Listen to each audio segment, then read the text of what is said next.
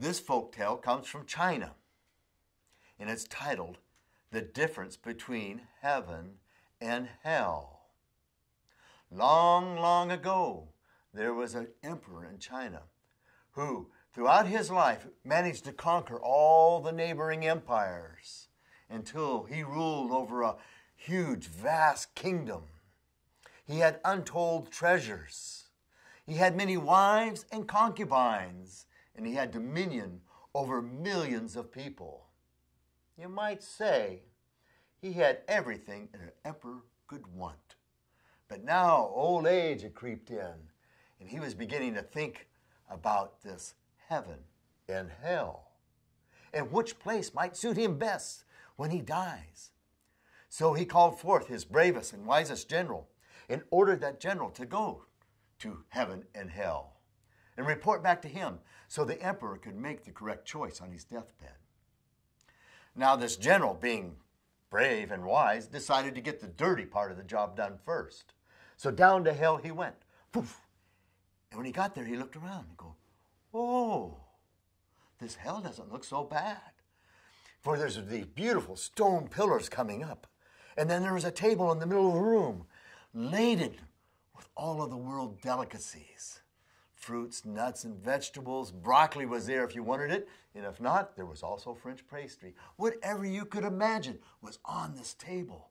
In the freshly cooked pots, the aroma filled the room. And then General saw the people being led around, and they sat down. And they were passed out chopsticks. But not ordinary chopsticks. These chopsticks were 3 feet long. The general became lost in his thought of going, oh, this hell is not so bad. When all of a sudden he started hearing moans and groans, and he opened his eyes to see the most anguished look on the people's faces, for they had the food on the end of the chopsticks, but the chopsticks were too long and they couldn't get the food in their mouths. And he thought to himself, oh no, this is hell. To have all this wondrous food and not be able to feed oneself. So in a flash, poof, he went to heaven. Now the first thing he said when he got to heaven was, oh no, there's no difference between heaven and hell. For it looked like the same strong stone pillars, looked like the same table. All of the world's delicacies was there. Sushi, Korean barbecue, double In-N-Out burger, whatever you could imagine was on that table.